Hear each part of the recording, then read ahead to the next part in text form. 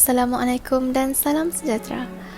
Kami daripada kumpulan 4 pada hari ini akan membincangkan topik logik.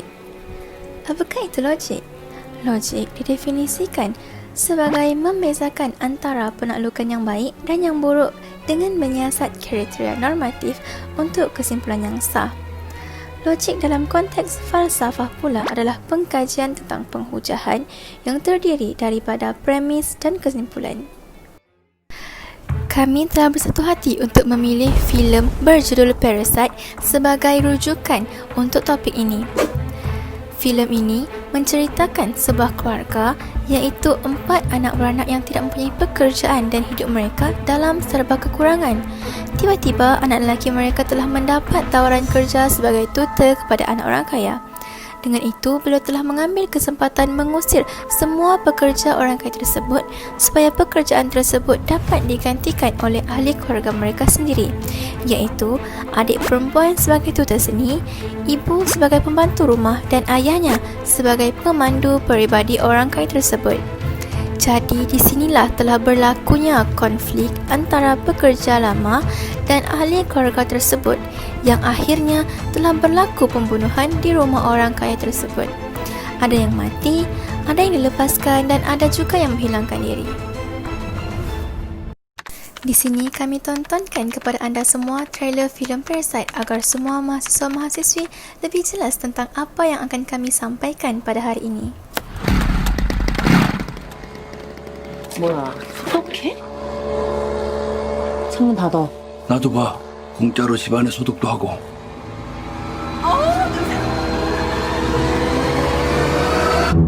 부모님 얼굴도 뵙고 좋더라. 건강들 하시고. 일거리가 없으셔도 네가 내 대신 얘 과외 선생님 좀 해줘라. 영어. 대학생인 척하라는 거야? 구라를 좀 치지 뭐. 넌 이 좋은 실력으로 왜 미대는 맨날 떨어지냐? 아이씨, 죽을래. 저는 이게 위조나 범죄라고 생각하지 않아요. 참으로 시의적절하다. 부자들이 원래 참 잘 속아. 사모님이 뭐랄까. 풀타임으로 수업 어떻게 하시는지. Is it okay with you?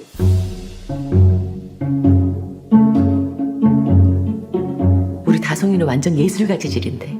침팬지를 그린 거죠? 자화상이에요. 역시.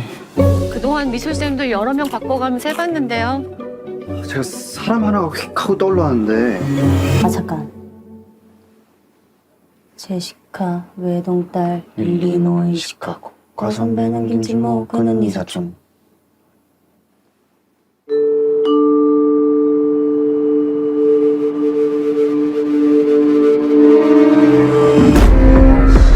부자인데 착하다니까. 진짜 니가 착한 거지. I'm deadly serious.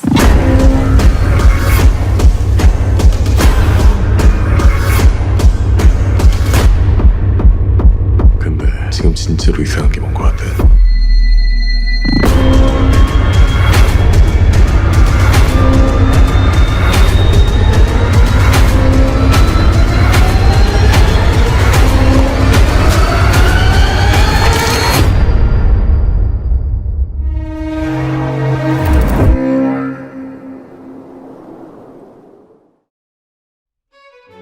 Parasite didefinisikan sebagai organisma yang hidup di dalam organisma spesies lain, iaitu perumah, dan mendapat manfaat daripadanya hingga menjejaskan perumah tersebut. Dari sudut filem ini, parasite yang dimaksudkan adalah seseorang yang mendapat sokongan, kelebihan dan keperluan dari orang lain tanpa memberikan pulangan yang bermanfaat atau sewajarnya, malahan mendatangkan kesusahan dan masalah kepada orang lain. Mengapa kami memilih filem Parasite?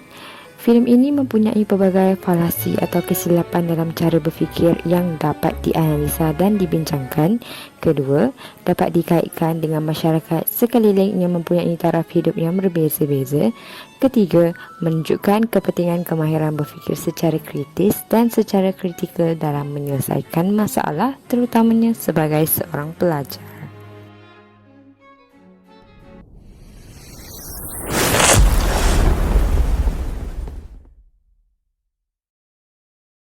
Antara logik-logik dalam filem Parasite, logik didaksi, logik induksi dan logik heuristik.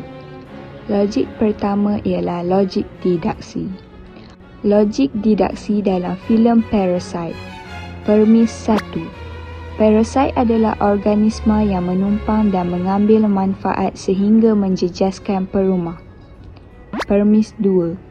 Keluarga Kim telah mengambil kesempatan dan melakukan penganiayaan terhadap keluarga Park untuk kepentingan mereka sekeluarga.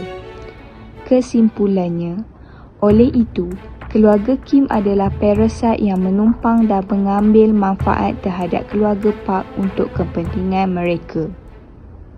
Kedua ialah logik induksi. Logik induksi tidak mempunyai kriteria atau sifat yang sama seperti logik didaksi.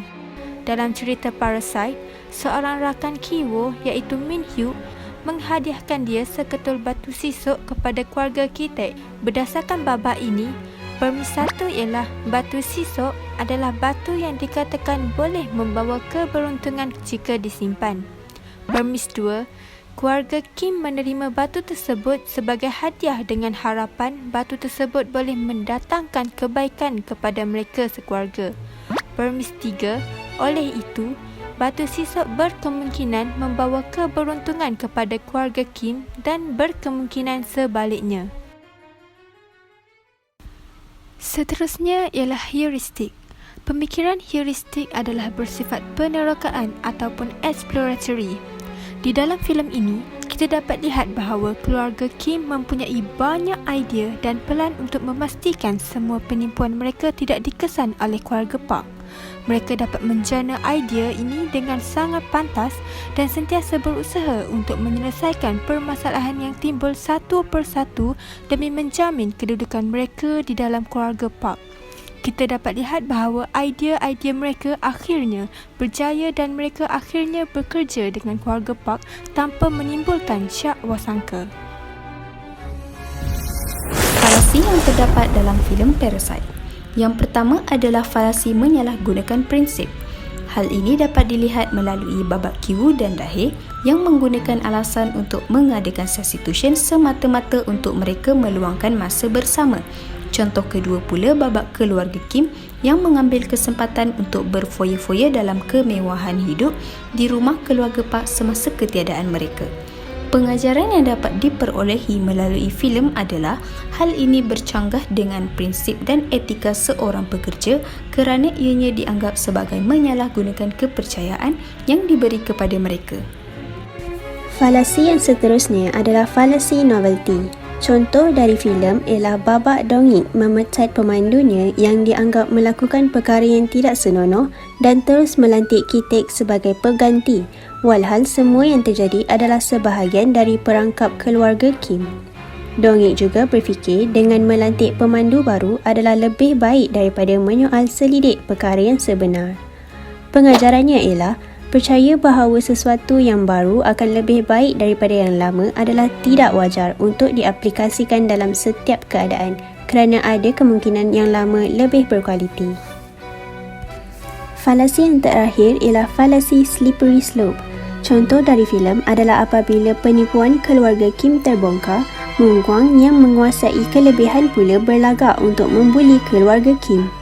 Untuk memastikan pembohongan dirinya tidak terdedah sehingga kehilangan rezeki, keluarga Kim melakukan apa sahaja demi memastikan rahsia mereka tidak diketahui oleh majikan mereka. Pengajarannya ialah penipuan yang pertama akan ditutup dengan penipuan yang seterusnya tanpa disedari. Jadi, berfikirlah secara rasional sebelum mengambil apa-apa tindakan.